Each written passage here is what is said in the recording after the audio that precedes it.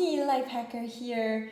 As you can see, we are working on the alphabet. So I'm working with a few children on writing the alphabet, remembering the alphabet, and being able to identify the letters so that they can read it. So an activity that I just did with a student is, lo and behold, that's right.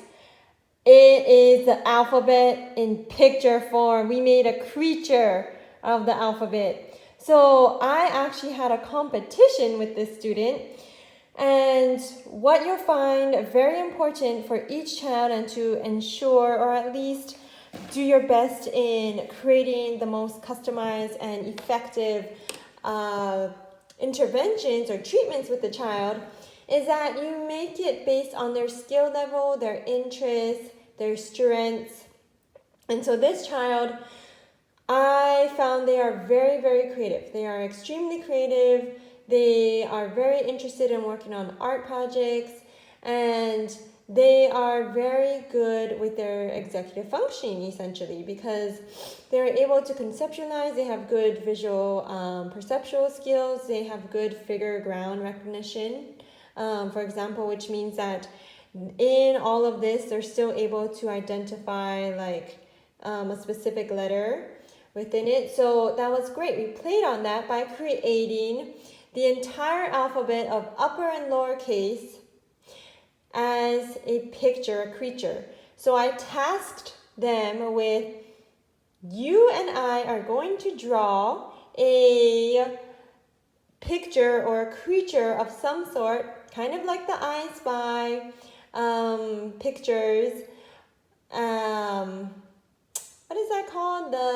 The pictures that I can't remember the name, but if you can remember the name of it, put in the description. Put in the comments below, because it's the highlights. There you go. It's the highlights.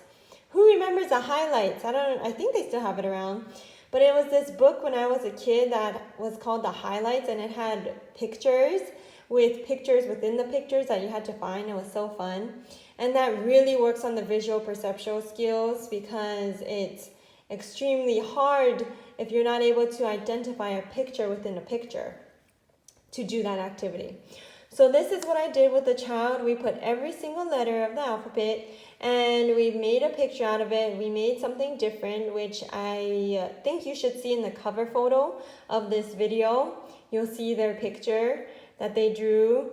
And look at that. When you go back to the cover photo, it's so creative what they did. I was impressed. They finished before I did. They were like, this is a challenge you came up with. And I'm like, that's true. How did you finish before I did? My goodness. And so after they did all of it, we each had to look in each other's for the letters. And so here I'll show you what I did. Can you find the A? Can you guys find the A? Here is the uppercase A, which is kind of like our beak for the fish. And then the lowercase a is this one.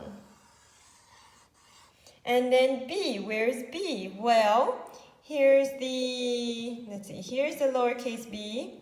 And then the uppercase B is this one. Where's C? C is lowercase c.